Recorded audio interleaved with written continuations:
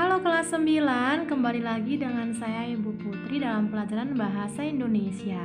Kali ini Ibu Putri akan menjelaskan penilaian formatif menuju sumatif dalam menulis cerita inspiratif. Untuk formatif pertama, silakan kamu buka buku paket halaman 155. Di halaman 155 itu ada penjelasan tentang 3 bagian cerita inspiratif. Yang pertama, bagian awal. Seseorang memiliki tantangan atau kesulitan yang ingin atau harus diatasi. Kedua, bagian tengah. Berisi keputusan dan tindakan diambil sang tokoh untuk mencapai tujuan. Kesulitan sering dihadapi dalam menggapai sukses.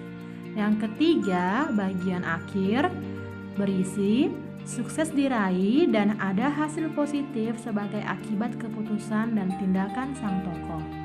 Nah, untuk formatif pertama ini, kamu akan membuat kerangka cerita inspiratif ke dalam 3 bagian cerita. Tiap bagian minimal terdiri dari 1 paragraf. Nah, jadi di formatif 1 ini kamu akan membuat kerangka dulu ya. Kerangka yang terdiri dari 3 bagian, awal, tengah, dan akhir. Awal 1 paragraf yang berisi masalah yang kamu hadapi ya. Kemudian tengah itu 1 paragraf berisi solusi atau tindakan untuk mengatasi masalah. Kemudian bagian ketiga adalah bagian akhir yang berisi hasil positif dari tindakan untuk menyelesaikan masalah tadi. Nah, untuk menulis cerita inspiratif ini dimulai dari kerangka, Ibu Putri akan memberikan pilihan tema ya. Tema yang pertama bisa kamu ambil dari kesulitan belajar dari rumah. Ya, apa masalahmu selama BDR ini? Ya, kamu jelaskan di bagian awal dalam 1 paragraf. Kemudian di bagian tengah kamu jelaskan solusinya. Nah, di bagian tengah ini adalah bagian yang menginspirasi. Ya, apa solusi yang kamu lakukan, tindakan apa yang kamu lakukan. Kemudian di bagian akhirnya adalah hal positif apa yang kamu peroleh.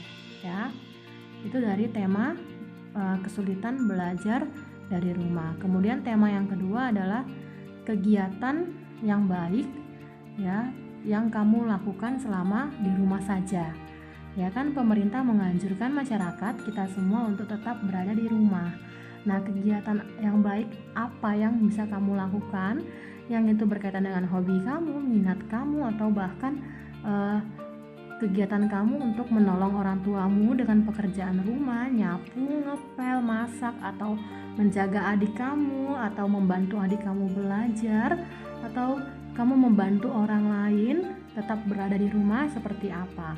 Ya, kamu tulis dulu bagian awalnya. Kalau misalnya temanya tadi adalah kegiatan di rumah saja, nah bagian awalnya kamu sebutkan dulu ya, atau kamu tuliskan dulu dalam 1 paragraf itu masalah ya, kesulitan atau tantangan yang kamu hadapi ketika kamu harus tetap berada di rumah. Misalnya bosan ya, harus tetap berada di rumah.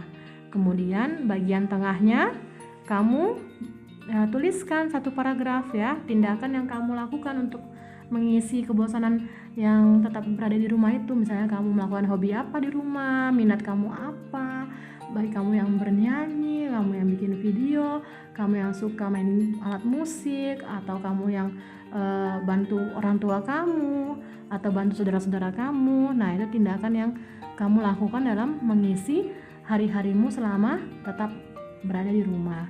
Kemudian bagian akhir kamu juga tulis 1 paragraf ya yang berisi hal positif sebagai akibat keputusan yang kamu ambil tadi. Tindakan yang baik yang telah kamu lakukan itu hal positifnya apa gitu ya. Nah, dari formatif 1 ini Ibu akan koreksi dengan sistem perbaikan ya. Jadi Ibu akan koreksi kalimatnya apakah sudah padu. Jika kamu sudah mendapatkan nilai lulus 70, maka kamu bisa lanjut ke formatif kedua. Berikut formatif kedua. Formatif kedua adalah kamu mengembangkan ya kerangka tadi, kerangka 3 bagian dari cerita inspiratif tadi ke dalam struktur cerita inspiratif. Ada 5 struktur: orientasi, perumutan masalah, komplikasi, resolusi, dan koda. Nah, dalam setiap struktur Ibu mau minimal 1 paragraf. Ya, kamu kembangkan cerita yang sama di formatif 1 yang 3 paragraf ke formatif 2 dalam 5 paragraf atau lebih. Ya, karena bisa saja pada bagian komplikasi terdiri dari beberapa paragraf, tidak hanya 1 paragraf. Ya, kemudian di sini kamu bisa memilih ya tema yang lain juga. Kan tadi Ibu kasih pilihan ada 2 tema ya, kesulitan selama BDR atau kegiatan baik selama tetap di rumah saja, atau pengalaman pribadi kamu yang lain ya, yang itu menginspirasi pembaca ya, atau pengalaman orang lain yang kamu tahu ya.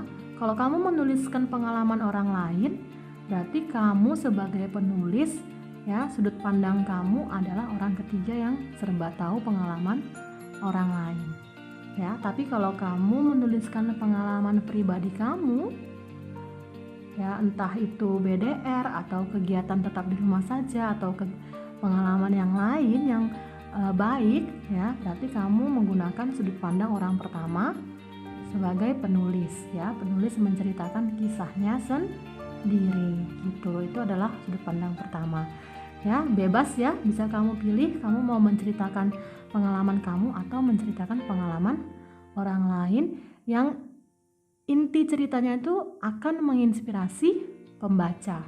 Dalam hal ini pembacanya adalah Ibu Putri, berarti pada bagian komplikasi ini ya, pada bagian yang menginspirasi ini, berarti Ibu Putri akan terinspirasi ya oleh pengalaman kamu, oleh kisah hidup kamu ini ya, dan juga Ibu Putri mungkin akan belajar dari kamu tentang hal yang baik yang bisa dilakukan ya.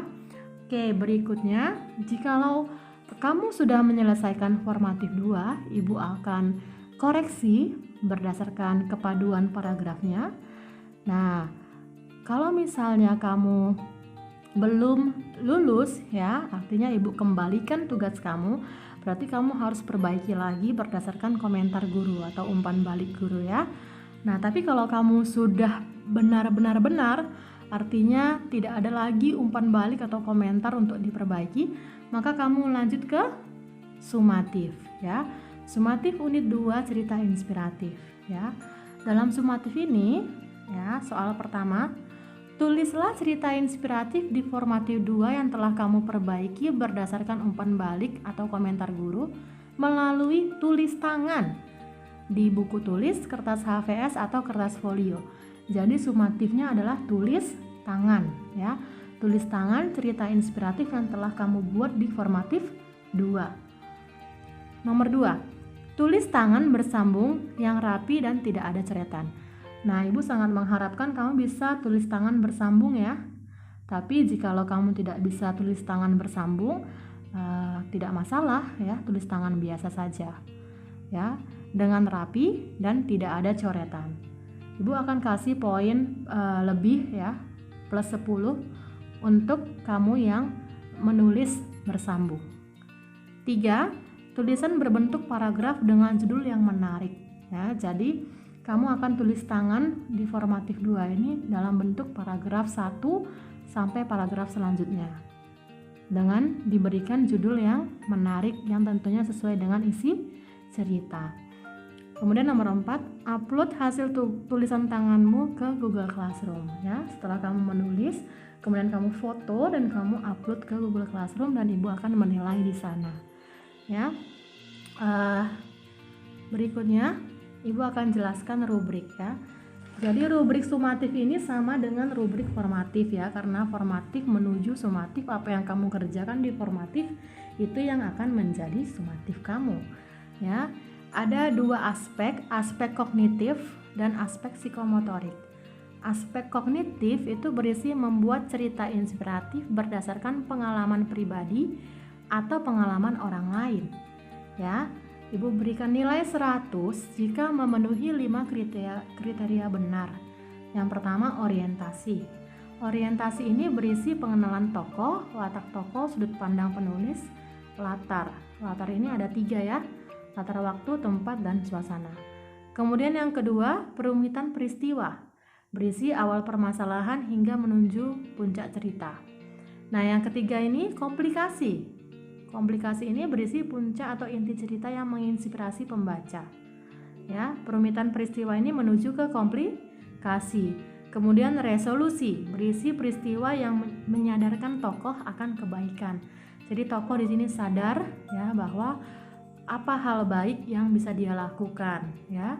Kemudian yang terakhir, penutup atau koda, berisi kesimpulan dan pesan moral. Jadi harus ada pesan moralnya ya. Pesan moral itu ditandai dengan kata harus. Kita harus bla bla bla bla ya. Tentunya hal yang baik ya. Kemudian aspek yang kedua adalah psikomotor ya.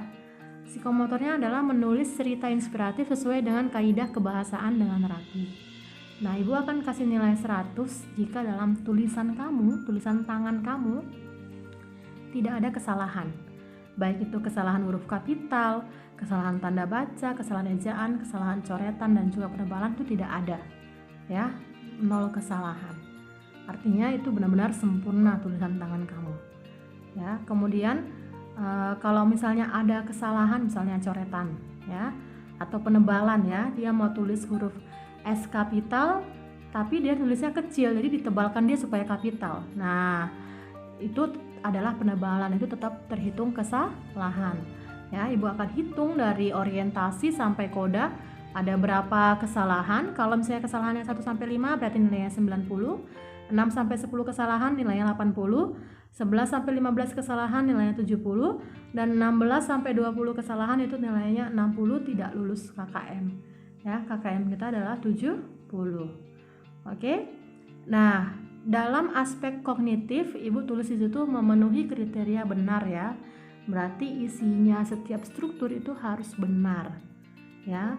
Orientasi itu berisi pengenalan tokoh dan lain-lain. Perumitan peristiwa itu berisi awal masalah hingga menuju puncak. Komplikasi itu berisi puncak cerita yang menginspirasi. Resolusi itu berisi peristiwa yang menyadarkan tokoh akan kebaikan. Koda berisi kesimpulan dan pesan moral. Ya, begitu kelas 9 ya, semangat untuk menulis cerita inspiratif berdasarkan pengalaman pribadi kamu atau pengalaman orang lain. Semangat!